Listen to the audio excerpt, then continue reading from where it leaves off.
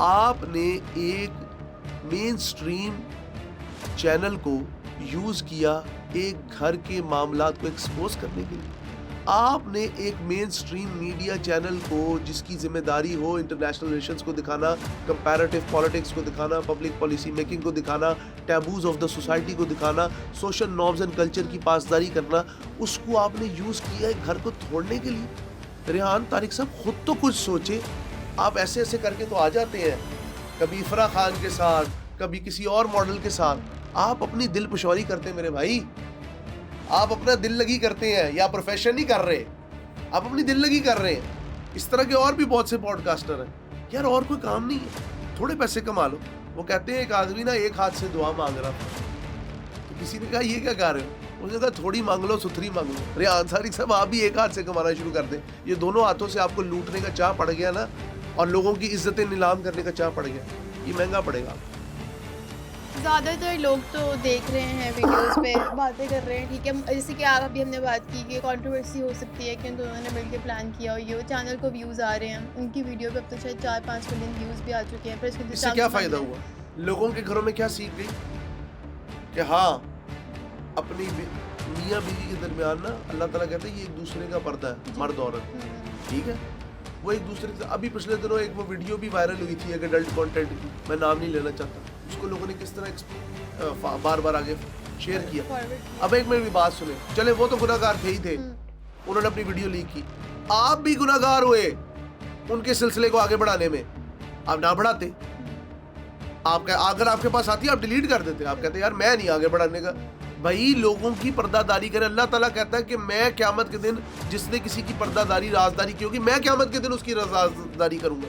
तो जब रब आपकी राजदारी कर रहा है, क्या हम लोगों की निजी जिंदगियों में कई मामला खराब नहीं है? क्या हम लोग इतने शरीफ हैं, इतने बाहया, इतने बाकिरदार हैं कि लोगों की जाके धज्जियां उड़ाते फिरे, उनकी शादीशुदा जिंदगियों के ऑपरेशन करते फिरे?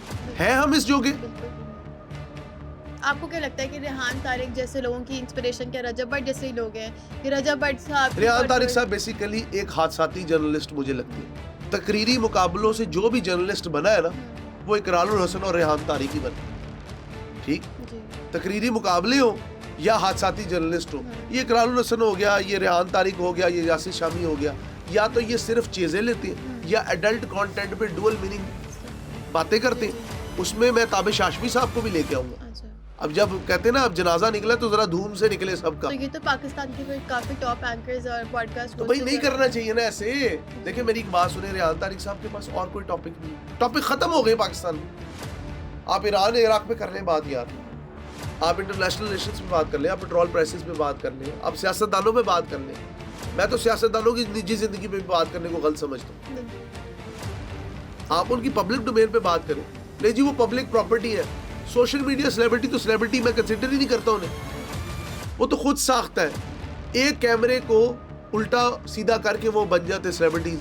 ना उनका कोई कंटेंट है, ना उनकी कोई सोच है, ना कोई अप्रोच है, ना उनकी मेंटल कोई क्या कंपैटिबिलिटी सोसाइटी के साथ। नई नस्ल समझती है ये शॉर्टकट है मशहूर होने का। तो जब कुछ नहीं है छुपाने को तो बहुत कुछ है दिखाने को, वो दिखाने का जरिया बने रेहान तारिक साहब। सॉरी टू से सर, एक वक्त में हमने भी आपको फॉलो किया कि आप शायद जर्नलिस्ट को अच्छा लेके चल रहे हैं, लेकिन अगर आप इस लेवल पे गिर चुके तो शायद आपको उठाने के लिए खुद को उठना पड़ेगा।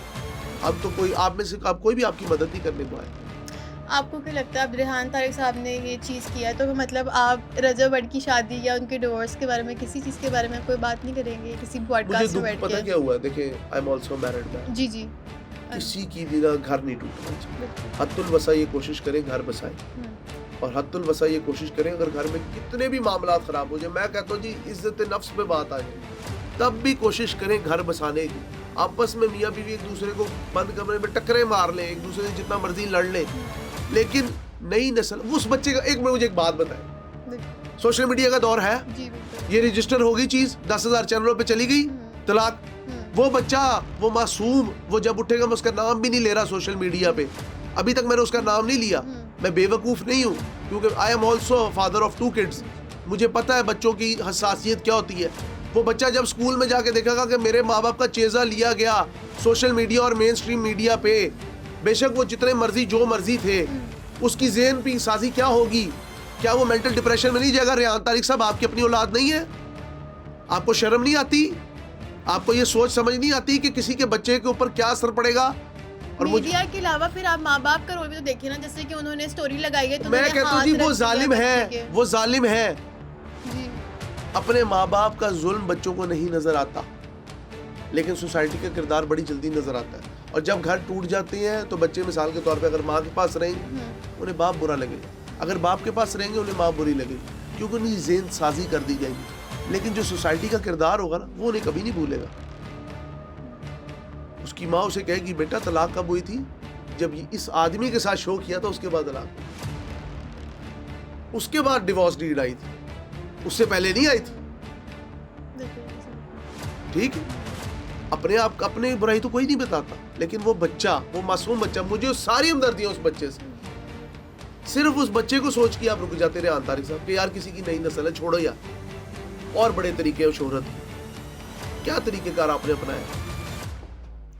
इस कौम ने पहले इल्जामात लगाकर, लीक्स करके आमिर लियाकत हुसैन जैसा हीरा गवाया। 100 बुराइयां होंगी, लेकिन वो बंदा अपनी जात में हीरा था, कितने लोगों के लिए खैर का बाइस था। ये आज सारे रमजान शोज से पैसा बना रहे हैं ना, खा रहे हैं। Who changed the trend? किसने तमाम फिरकों से बाला तर करके तमाम मशाइख को एक टेबल पे बिठाया? आमिर लियाकत हुसैन, अल्लाह ताला उन्हें गरीके रहमत करे, बहुत अच्छे इंसान थे, मुल्क पाकिस्तान के लिए बड़े बड़े अच्छे काम किए, एक नाम बनाया। हजूर पाक सल्लल्लाहु अलैहि वसल्लम की कब्र मुबारक की उनको ज़ियारत नसीब हुई, वहाँ पे गए एज अ मिनिस्टर। तो कहने का मकसद ये है कि जाने वाले की अच्छाइयाँ याद रखनी चाहिए, बुराइयाँ तो मेरे में 100 हैं, मैं किसी को क्या कहूँ। लेकिन रेहान तारिक साहब, खुदारा मैं आपसे आगे 10 बस्ता गुजारिश करता हूँ, आप सीनियर हैं हमारे, थोड़ा सा सोचें भाई कि आप किस नहज पे चले गए हैं। ये 4 दिन की चांदनी है, फिर बाद में जब अंधेरी रातें स्टार्ट होती तो इंसान अपना साया तलाश करता रहता है, वो भी नहीं मिलता। सब जब इंसान पैसों का अंधा हो जाए, जो कि फिलहाल वो हुए हैं, तो उनको लगता है कि आप जैसे लोगों की आवाज़ उनके कान में जाएगी या उनको इस चीज़ की समझ आएगी। मेरा मकसद दस्तक देना है, दरवाज़ा कोई खोले ना खोले इससे फ़र्क नहीं पड़ता। एक बार याद रखिएगा, इंसान की अच्छाई ऐसे ही है कि जिस तरह आप रोज़ दुकान खोलते हैं, आप कोशिश करते हैं, सामान सजाते हैं, थोड़ा साफ रखते हैं कि मेरे पास कस्टमर आए तो मुझसे चीज़ें लें, नहीं आता, लेकिन आप खुदा की आस पे अगले दिन दोबारा दुकान खोलते उसी जज्बे से। इसी तरह जर्नलिज्म क्या है, वो रोज़ सवाल उठाए, हक के लिए उठाए, सच के लिए उठाए। ज़रूरी नहीं है आपकी एक दिन जीत हो, लेकिन आपको क़यामत के दिन आपके लिए सवाल होना कि आपने सोसाइटी के लिए अच्छा काम क्या किया, लेकिन लोगों के घरों को तोड़ने से ये कोई अच्छा काम नहीं।